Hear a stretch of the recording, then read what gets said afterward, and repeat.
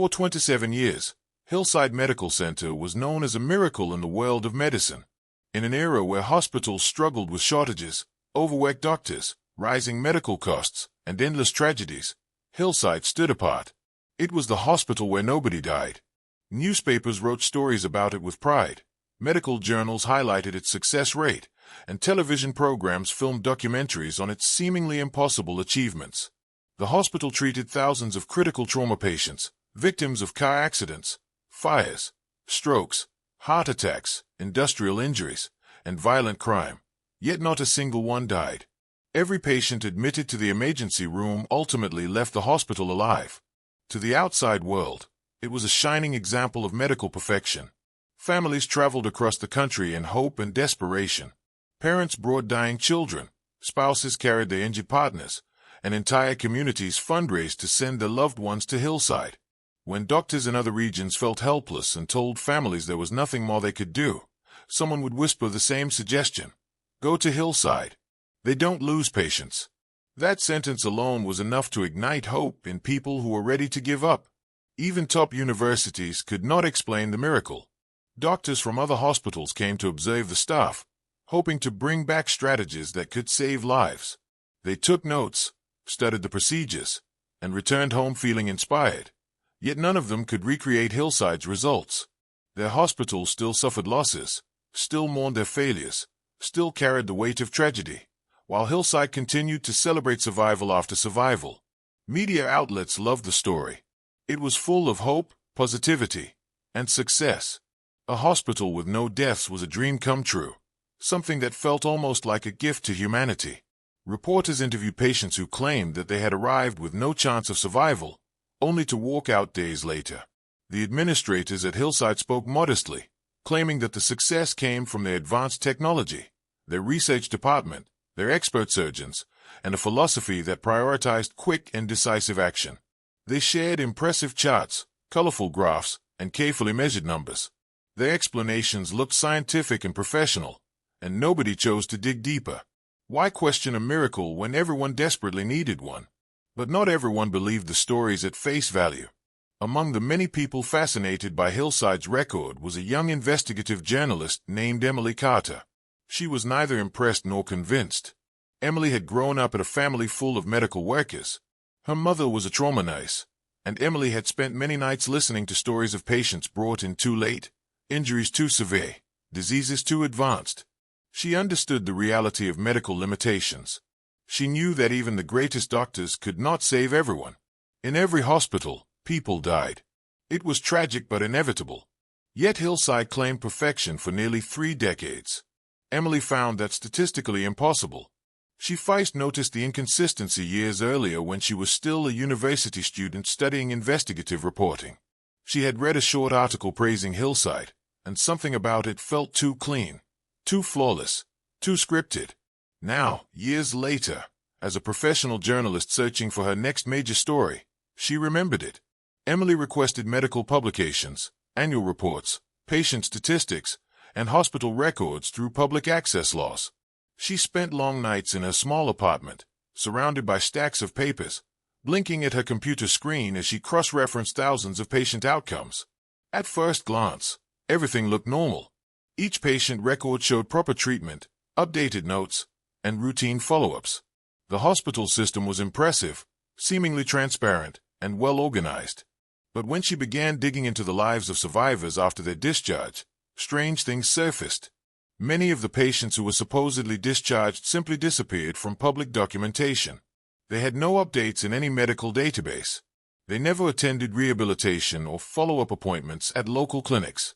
Some had no tax filings, no new school records, no employment registration, and no interactions with government systems of any kind.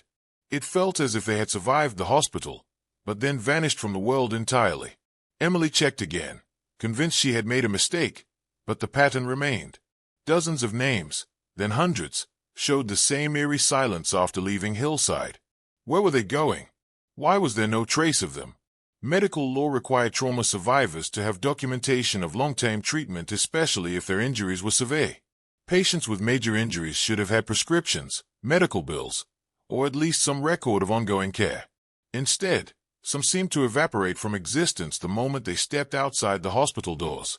The deeper Emily dug, the more questions she had. She found that not a single government agency had ever audited Hillside's survival statistics. The medical board conducted routine inspections but focused on sanitation, licensing, and operational structure rather than patient outcomes. The hospital's reputation was so powerful that nobody dared to question it. Hillside was almost treated as sacred. It was America's medical treasure, the facility that defied tragedy and offered miracles. To challenge it would be like accusing a national hero of fraud. But Emily had never been afraid of difficult stories. The more she investigated, the more determined she became. She contacted doctors across the country and asked them privately whether they believed Hillside's records. Most of them responded with admiration but skepticism. One senior surgeon laughed softly and said, "Either they know something the rest of us don't, or someone is rewriting reality." Another physician joked that if Hillside had the answer to preventing death, the world would have changed permanently. Yet others admitted that they had always found Hillside's record suspicious but never wanted to speak publicly for fear of angering powerful medical organizations. Emily continued her investigation and soon came across something even more troubling. A section of the hospital called Wing C appeared frequently in the discharge files. It was listed as part of the intensive care unit but did not appear on any architectural blueprints. Emily triple-checked. She pulled public construction permits from city records, engineering files, and renovation paperwork from past decades. Wing C did not officially exist. There was no approval for its construction, no inspection logs, and no structural plans. It was a part of the hospital that legally should not have been there at all. She stared at the documents in disbelief, realizing that Hillside had built an entire wing in secret, a massive violation of medical and building regulations.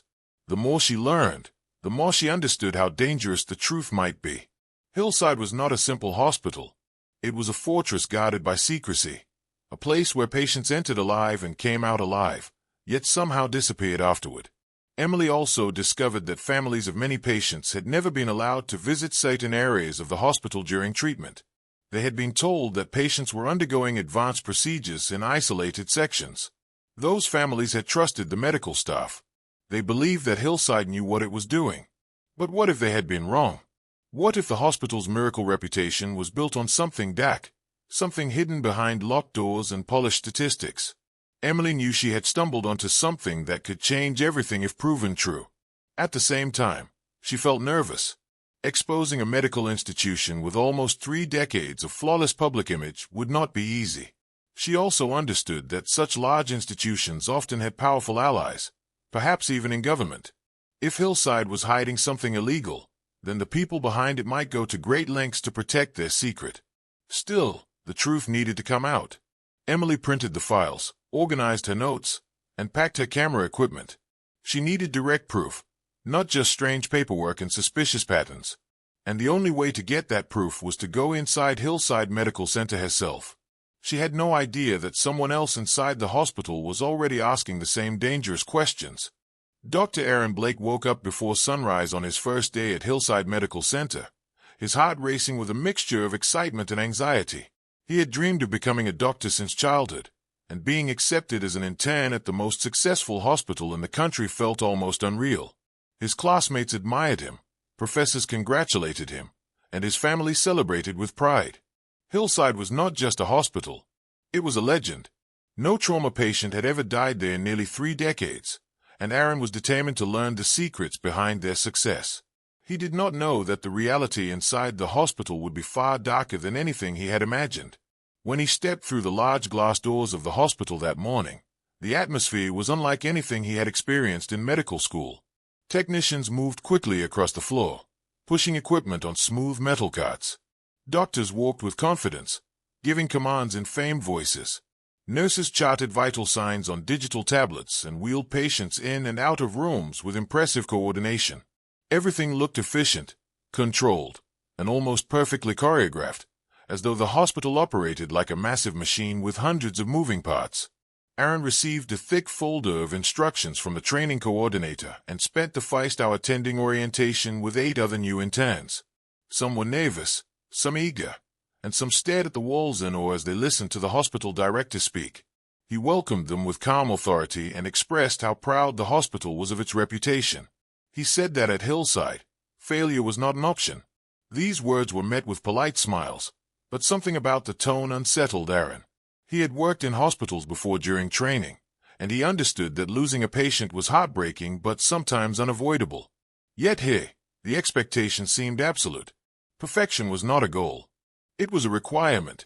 After orientation, Aaron followed his assigned mentor, a senior resident named Dr. Peterson, through the emergency department. Peterson spoke rapidly, pointing out treatment rooms, surgical prep areas, and triage stations. Aaron tried to memorize everything, but the pace was overwhelming. Every few minutes a patient was rolled in on a stretcher, either unconscious, bleeding, banned, or in critical condition. Yet the staff never panicked.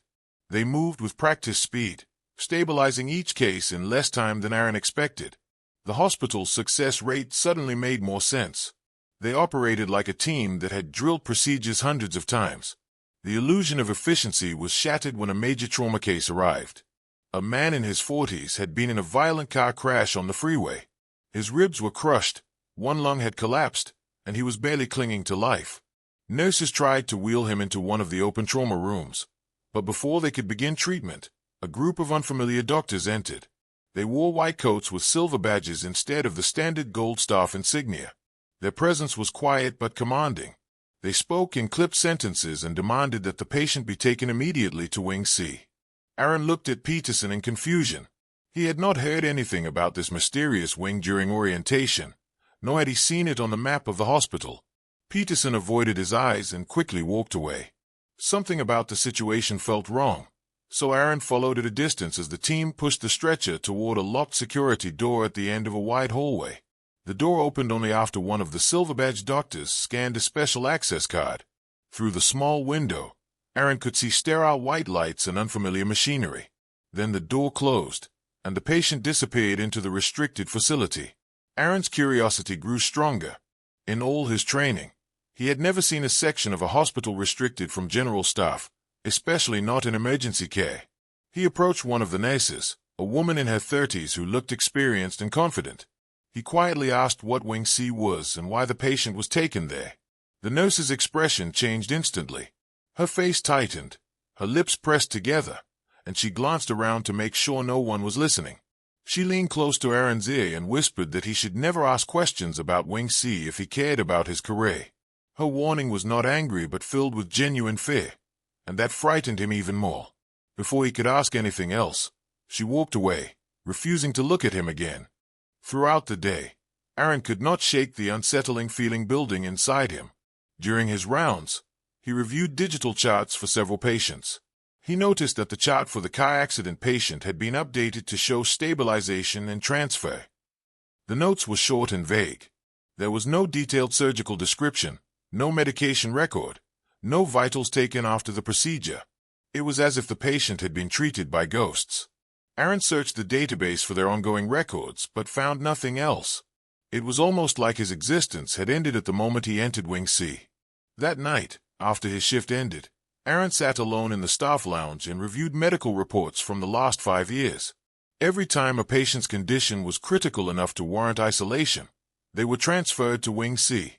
None of their detailed medical histories was shared with the rest of the hospital. Their files contained clean, perfect resolution reports.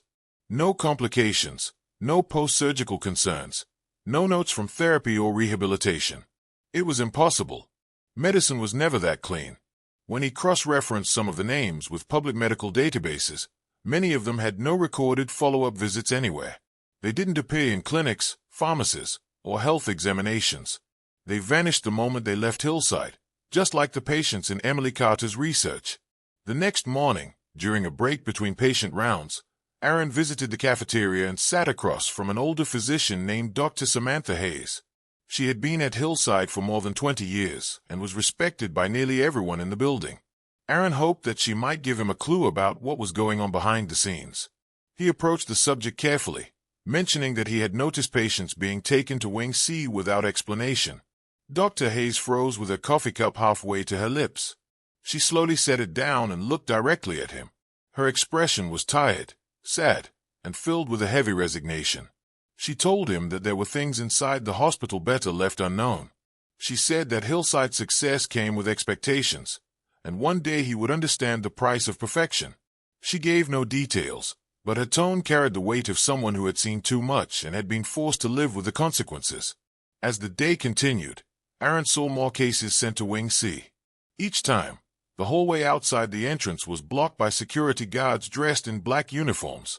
Their presence was unusual for a hospital and made it clear that Wing C was not just restricted but protected. Once, he saw a worried family asking a doctor why they could not visit their loved one undergoing treatment. The doctor spoke softly, claiming that the patient needed advanced emergency procedures requiring a sterile environment. The family reluctantly accepted the explanation, believing that Hillside was their last hope. The doctor walked away quickly afterward, appearing stressed, as though he hated lying but had no choice. Aaron decided that he needed to know what was happening inside Wing C, even if it put his position at risk. The mystery was consuming him. He felt morally trapped, unable to ignore the possibility that something unethical or even illegal was taking place. If patients were being mistreated or harmed, he could not stand by and do nothing. Yet he also understood that confronting the truth alone would be dangerous. He needed proof, but he had no idea how to get past the armed guards and locked doors. What he did not know was that he was not the only person looking for answers. Outside the hospital walls, Emily Carter was still collecting evidence. Their paths were slowly moving toward each other, pulled together by the same dark secret hidden in the heart of Hillside Medical Center. In the coming days, their investigations would collide, exposing more than either of them expected. Emily Carter's apartment had turned into something that looked less like a living space and more like a crime investigation war room. Stacks of medical reports covered her coffee table, sticky notes marked with patient names and dates lined the walls, and her computer remained open day and night as she dug through hospital databases, government archives, and digital footprints. She was used to deep research, but even she had never seen a case so complex, confusing, and unsettling. Every time she thought she had found something concrete, another question appeared, and the deeper she went, the darker the pattern looked. Emily had begun her investigation expecting to uncover overworked hospital staff, misreported statistics, or a cover-up of deaths disguised as transfers. Medical scandals usually involved something predictable: illegal insurance claims, stolen medication, underreported mortality rates. But what she found at Hillside Medical Center did not fit into any known category. Instead of deaths being hidden, there seemed to be no deaths at all. Patients were officially discharged, declared stabilized, and reported as alive and well. But she could not find any evidence of their lives afterward. They vanished from society like shadows that dissolved in daylight. At first she assumed her search techniques were incomplete. She widened her search, reaching into state and national records, but the names still disappeared the moment they left Hillside. People with major injuries needed surgery, physical therapy, medication, and constant checkups. Yet there were no rehabilitation records, no prescription data, no emergency visits in other hospitals, and no medical activity after their discharge dates. It was impossible for hundreds of trauma patients to survive massive injuries without any ongoing medical support. Emily began to sense that the hospital was not just hiding problems, it was hiding people.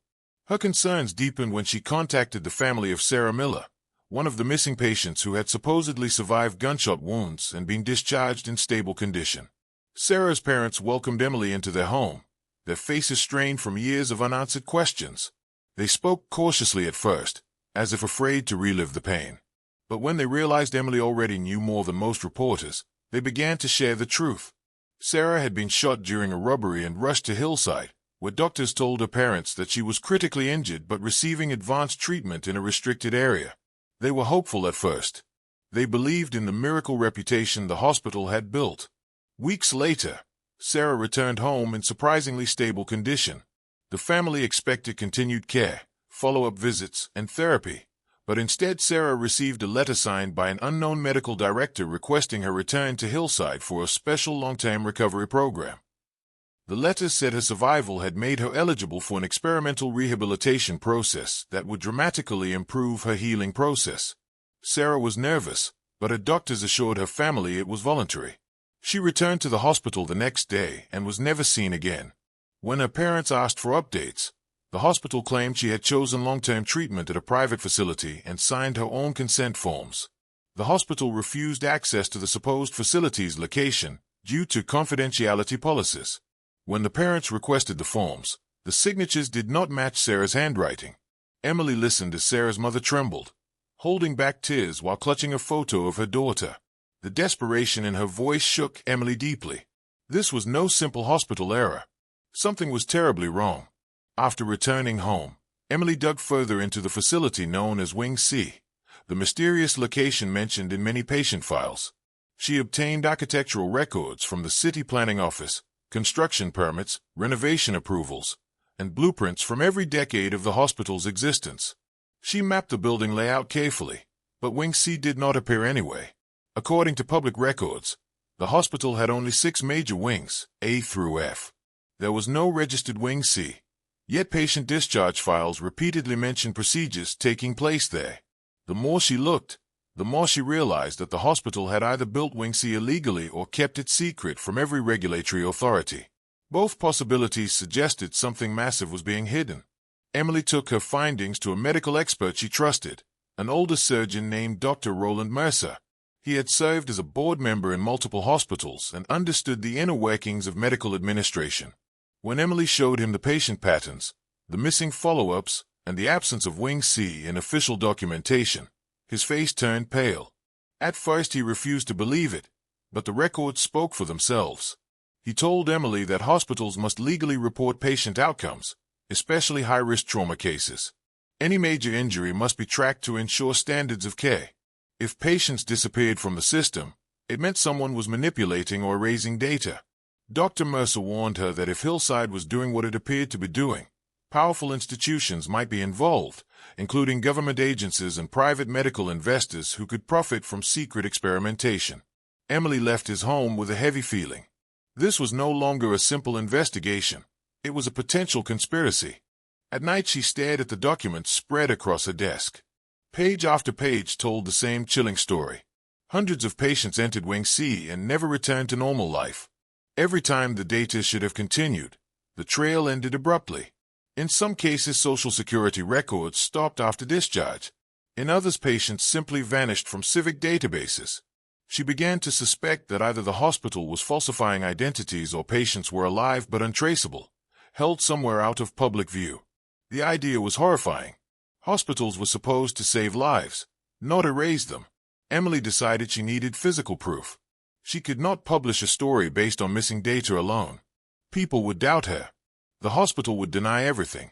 She needed photographs, video, eyewitness evidence, something that would force the truth into the open. That meant going inside Hillside Medical Center. She knew it was risky. If the hospital was hiding illegal activity, exposing it could put her in danger. But people like Sarah Miller deserved answers, and Emily was not the kind of journalist who walked away from the truth because it was frightening. She applied for a medical visitor badge under the excuse of interviewing staff for a positive article about emergency response success rates. The hospital approved the request within a day. They still believed the world admired them, and Emily planned to use that blind confidence to get inside. Before leaving for the hospital, she created digital backups of every piece of evidence she had collected. She saved copies to multiple secure drives and set up encrypted email timers to release the data to colleagues if she did not check in within 48 hours. It was a precaution she had never needed before. But something about Hillside felt different. She had the chilling sense that once she entered the hospital, she might uncover something she could never unsee. The night before her first visit, Emily sat alone in her apartment reviewing patient photographs and reading through final medical reports. She paused when she reached the file of a man named Daniel Hayes, a construction worker who had survived a massive fall. His report stated that he had been discharged after successful recovery in Wing C. Yet his last known address was listed as vacant property, and no one had spoken to him since. Emily stared at his picture, a smiling man holding his daughter during a birthday party, and felt a wave of anger wash over her. These people had families, lives, dreams, and futures. They were not just statistics. Something inside Hillside had taken them away, and Emily was determined to find out what. As morning approached, she finalized her plan. She would enter the hospital under the guise of a harmless reporter, collect footage discreetly, and tried to reach Wing C. She did not know what she was going to find, but she knew that whatever it was, it had been hidden for nearly 30 years. She packed her small camera, audio recorder, notepad, and a pocket-sized digital scanner. She took a deep breath and walked out her apartment door, unaware that another person inside the hospital was asking the same questions and that their investigations were about to collide. Detective Wilson sat alone in his car in the hospital parking lot, watching the rain smear the windshield as if the world outside were dissolving into gray streaks. Several hours had passed since Dr. Hayes had shown him the suspicious patient files. Wilson's mind felt heavy with the weight of what he had uncovered. 6 patients, all in perfect health, had been recorded as dying suddenly, but the files before that day told a different story. Each one had come into the hospital with simple conditions, small injuries, minor infections, or simple checkups. Nothing that should have led to death. Yet every report concluded with the same simple line: cause of death, organ failure. Wilson had seen enough autopsy reports in his career to know that organ failure was never a cause. It was a result. Something else had killed those patients, and for some reason, the hospital had worked meticulously to hide it. He picked up his notebook, flipping through pages of scribbled observations, times, and names. The one that bothered him the most was an elderly woman named Margaret Lane. Her medical history had been consistent and peaceful. She had gone in for a mild viral infection. Then she was dead within 24 hours. Hospital notes claimed rapid decline, but there were no doctor signatures, no nurse logs, and no timestamps. It was as if someone had gone back and rewritten the file all at once. Wilson's instinct screamed that whatever was happening inside St. Adrian's was not incompetence or coincidence. It was deliberate. He stepped out of his car and made his way toward the hospital building. The air smelled of wet asphalt and tension. The elevator ride to level 3 felt longer than usual, and as he walked down the hall toward the records room, he noticed something unsettling. A janitor cleaning the hallway paused and watched him approach. A doctor exiting a patient room eyed him suspiciously. Even a nurse at the far end stopped writing in a chart and looked up. It was as though the hospital staff knew what he was doing. Wilson had been a detective long enough to feel when a room shifted. Something inside St. Adrian's was watching him. Maybe not a person, but a system, a network, a secret. He tried to shake off the feeling and pushed open the door to the records room, half expecting to find Dr. Hayes waiting. Instead, the room was empty. The computer monitor was dark. The file cabinet that Hayes had unlocked earlier was closed, the keys gone. Wilson pulled on the handle. Locked. He tried another. Also locked. A chill crawled up the back of his neck. Hayes had shown him those files with urgency in her voice. She had looked terrified. Now everything was secured again.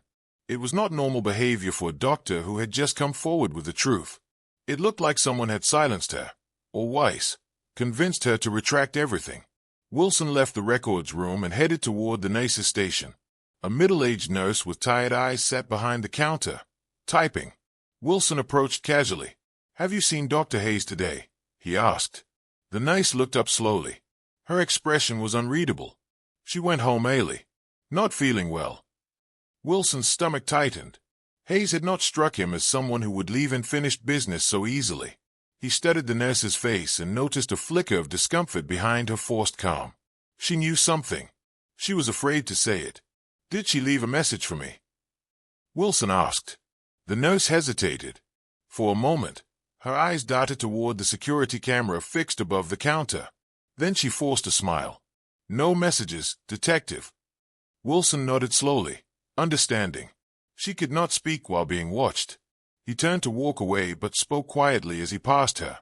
"If she contacts me, tell her I'm not quitting." The nurse did not respond with words, but her eyes softened, and Wilson knew she had understood. He returned to the hallway, trying to think rationally.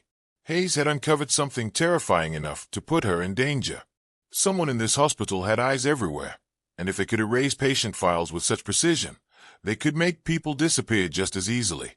Wilson took the elevator to the ground floor, intending to return to his car and regroup, but when the doors opened, he was greeted by something that sent a jolt of ice through his veins. A large security guard, thick-necked and stone-faced, stood waiting for him. "Detective Wilson," the guard said calmly. "The administrator would like to speak with you." Wilson measured the situation instantly. If he refused, The guard would likely escalate the situation. He forced a polite smile. Lead the way. He followed the guard down the hall, into a wing of the hospital he had not yet visited. Everything here looked different. The lights were dimmer, the walls painted sterile white, and the rooms silent. At the end of the corridor was a frosted glass door labeled Executive Offices. The guard gestured for Wilson to enter. Wilson stepped inside, and the door closed behind him with a solid click. The office was elegant and cold, every surface polished to perfection. Administrator Charles Brighton sat behind the desk, hands folded neatly, as if he had expected Wilson for hours. Brighton looked calm, collected, and confident, like a man who knew how much power he held. "Detective," he said pleasantly. "Thank you for coming." Wilson offered a polite nod. "I wasn't aware I had an appointment." Brighton smiled thinly. "In a hospital like ours, certain things come to our attention quickly. We pride ourselves on efficiency." Wilson sat in the chair opposite the desk. "If this is about my investigation, I have every legal right to be here." "Oh, I'm not questioning your rights," Brighton said, resting his chin on interlaced fingers. "I'm questioning your assumptions. You seem to be forming opinions without understanding what this hospital stands for." Wilson leaned back, letting the man talk. Brighton continued. "St. Adrian's has achieved something remarkable. We do not lose patients. We do not allow death to control the lives under our care. We do what other hospitals cannot." Wilson narrowed his eyes. "No hospital on earth has a perfect survival rate. Medicine is unpredictable. People die. It's part of life." Brighton chuckled softly. "That is where you are mistaken. Death is only inevitable for those with limited vision. Hey, detective, we eliminated failure." Wilson sensed something deeply wrong behind Brighton's calm words. He spoke carefully. "Are you saying that deaths never happened? Or that they happened and you hid them?" Brighton's smile never faltered. "You're asking the wrong questions. What matters is that this institution gives people something priceless, certainty. And certainty is powerful." Wilson's patience snapped. 6 patients died suspiciously in less than a month. 1 doctor came forward and now she's missing. You want to convince me everything is fine?" Brighton's eyes glinted, not with anger, but amusement. "Dr. Hayes is resting. She was overwhelmed. We ensure stability here, detective. Some people simply forget their place." A cold realization washed over Wilson. Hayes had been silenced. Maybe medically forced into submission, or maybe worse. He stood, needing to leave the room before his temper exploded. Brighton stayed perfectly still. "I'll give you some advice," he said quietly. "Walk away. You are investigating something far larger than you understand. And trust me, detective, in this hospital, things can happen to people very quickly." Wilson walked out without responding. His hands trembled slightly as he headed down the corridor. He had never spoken to someone who could talk about controlling life and death with such confidence. Brighton believed completely in his own power, and that made him dangerous. Wilson left the hospital and stepped back into the rain, but instead of starting his car, he leaned against the door and stared at the building. There was no more doubt. This was not a hospital. It was a machine, engineered to manufacture perfection by eliminating anything that threatened its image. Patients, doctors, evidence, even investigators. Someone inside St. Adrian's was deciding who lived and who died, and Detective Wilson had just been marked as the next problem to solve. Detective Wilson drove home that night with the wipers struggling to keep up with the downpour. The rain blurred the world beyond the windshield, and for a moment he felt as though the storm itself was warning him to stop. But he couldn't. Too many questions remained unanswered, and too many people had already disappeared inside St. Adrian's Hospital without explanation. Dr. Hayes was gone. 6 patients were dead under suspicious circumstances, and an administrator had calmly implied the hospital could decide someone's fate at any moment. Wilson had faced criminals who were violent, unpredictable, and sometimes deranged, but this was different. He was fighting something disciplined, organized, and convinced that its dark methods were justified. By the time he pulled into his driveway, Wilson already knew he would not sleep. He spent the next several hours at his kitchen counter, reviewing every piece of evidence he had gathered. The patient files told a story the hospital was trying desperately to erase. A timeline pattern emerged, Every suspicious death had happened after routine procedures, and every patient had been seen by the same internal medicine division. That division was headed by none other than Administrator Charles Brighton. Wilson realized the hospital did not just cover up deaths. It orchestrated them. But the biggest question was why? Why would a hospital that claimed perfection eliminate healthy people? What did it gain? At 3 in the morning, Wilson finally saw it. A page buried deep in one of the files referenced a research program with a name that sounded harmless but hid something sinister: the Perpetual Health Advancement Initiative. At first glance it resembled a clinical study, but the more he read, the more he understood that it was not studying medicine. It was studying control. The hospital wanted a system where patients never deteriorated, never struggled, and never challenged the statistics that hospitals lived and died by. If a patient's condition posed even a slight risk to their survival rates, the hospital intervened before it could reflect poorly on them. They weren't saving lives. They were removing the inconvenient ones. A cold chill ran through him. St. Adrian's had created a system where perfection mattered more than humanity, and people had died for it. Wilson closed the file, picked up his keys, and went back into the storm. He needed answers, and the only person who had tried to warn him was now missing. If he did nothing, he might be next. If he acted quickly, he might still save her. His car tires splashed through puddles as he raced back toward the hospital, praying that he wasn't already too late. When he arrived at St. Adrian's, the building looked almost peaceful, its windows glowing faintly in the pre-dawn darkness. But Wilson knew better. Inside that building was a secret that threatened every patient who walked through its doors. He needed to move fast and quietly. Rather than head through the main entrance, he walked around to the ambulance bay and found a side door held open with a cardboard wedge. He slipped inside, navigating dark hallways lit only by emergency strip lights. Night staff moved like ghosts, but few saw him, and those who did looked away quickly. The hospital carried a strange atmosphere, as though everyone inside knew something terrible but had learned not to speak of it. Wilson headed straight to the employee housing directory posted near the break room. If Dr. Hayes had been sent home, as the nurse claimed, he might find her apartment number. To his surprise, her listing was missing. There was a blank space with her name handwritten under it. No number, no floor. It was as if she didn't officially exist. Someone was already erasing her. Wilson took out his phone, snapped a photo of the directory, and moved on. If she wasn't in the records, she was still inside the hospital. Somewhere. He rode the elevator to the 3rd floor, where Hayes had shown him the files the day before. The hallway was quiet, but lights from under a door caught his attention. It was the room she had used to access patient records. Wilson approached cautiously and pressed his ear to the wood. He heard typing. Slow. Methodical. He turned the handle and stepped inside. Dr. Hayes sat at the computer, hands shaking as she typed. Her eyes were lifeless, her posture stiff, and her movement strangely mechanical. Wilson rushed to her side. Dr. Hayes, he whispered, what are you doing here? She turned to him slowly.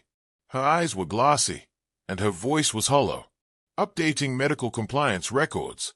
We ensure accuracy at all costs. Wilson felt his stomach drop. She wasn't acting of her own free will. Someone had drugged her or broken her psychologically. He grabbed her shoulders gently. Angela, listen. You came to me for help. Something is wrong in this hospital. For a moment her gaze flickered, a glimpse of fear breaking through. She tightened her fingers into fists and forced out a whisper. It's too late. They monitor everything. They know you're here. Footsteps echoed in the hallway. Wilson pulled away from the computer and listened. The sound was steady, purposeful, and growing louder. He couldn't risk being found. He turned back to Hayes. I'm getting you out of here. She shook her head weakly. Wilson, leave me. Save yourself. They don't let people go once they know too much. Wilson didn't have time to argue. He peeked into the hallway. No one was there yet. He helped Hayes out of the chair and guided her toward a side exit. She stumbled, her legs unsteady, but she moved. When they reached the stairwell, he heard something that made his pulse spike. A voice over the hospital intercom. Calm, deep, and unmistakable. Detective Wilson, please report to the administrator's office immediately. Brighton knew he was there. Wilson shoved through the stairwell door and began descending. Hayes clutched the railing, her breath shallow. They made it down 2 flights before she collapsed. Wilson knelt beside her, torn between helping her and the reality that time was running out. She looked at him, tears forming in her eyes. "Wilson, listen. The hospital isn't just covering up deaths. They target patients who jeopardize numbers. A single infection, a slight risk. They kill to protect their perfection. And if anyone tries to speak," she choked on her words, "they silence them too." Wilson felt rage boiling in his chest. He had seen corruption before, but never something this cold, this calculated, this willing to destroy people just to protect an image. He lifted Hayes to her feet, but before he could take another step, the stairwell door burst open. Several security officers flooded in, their expressions blank, their orders clay. Wilson turned to run, but the officers surrounded him instantly. Brighton stepped forward through the group, his hands folded behind his back. His voice remained smooth and polite. "Detective, I warned you. Not everyone is able to operate within institutions designed for greatness." Wilson positioned himself between Brighton and Hayes. "You're murdering innocent people." Brighton shook his head gently. "We are preserving excellence. Most hospitals let fate decide who lives. We decide differently. We eliminate risk. We eliminate failure. We eliminate chaos. And someday, the world will understand the brilliance of our method." Wilson couldn't believe the calm certainty in the administrator's voice. Brighton didn't think he was a criminal. He thought he was a visionary. Wilson lunged forward, but a security officer struck him in the ribs, dropping him to one knee. Hayes cried out, but another guard held her still. Darkness crept into the edges of Wilson's vision as he tried to stay conscious. Brighton crouched beside him. "You could have walked away," he said quietly. "But now you join the patients who threaten our perfect record." Wilson's consciousness slipped, but even as he blacked out, one thought burned through him. He wasn't going to let this hospital win. Hours later he woke, his wrist strapped to a surgical bed. Machines beeped softly. Overhead lights glared down. Brighton stood beside him with a clipboard. "Your condition has been classified as terminal. It seems you suffered critical complications while resisting hospital security. Tragic, but not unexpected." Wilson didn't have the strength to speak, but he glared at the administrator with every ounce of defiance left in him. Brighton smiled faintly. "Don't worry, detective. Your file will be written perfectly, just like all the others." A voice suddenly shouted from outside the operating room. Doors slammed. Wilson heard chaos, alarms, footsteps rushing in. Brighton turned, startled. Hayes had triggered something. Maybe she had escaped. Maybe she had alerted someone. Wilson didn't know, but as the room erupted around him, he felt a spark of hope. St. Adrian's greatest flaw was believing perfection could be maintained forever. Once the truth spilled outside its walls, the world would see what it truly was. And someone would bring it down. The lights above flickered, voices shouted, and the room began to fill with people rushing in. Wilson closed his eyes, allowing the chaos to surround him. Whether he survived or not, St. Adrian's Hospital would no longer be a secret, and perfection, at last, would face consequences.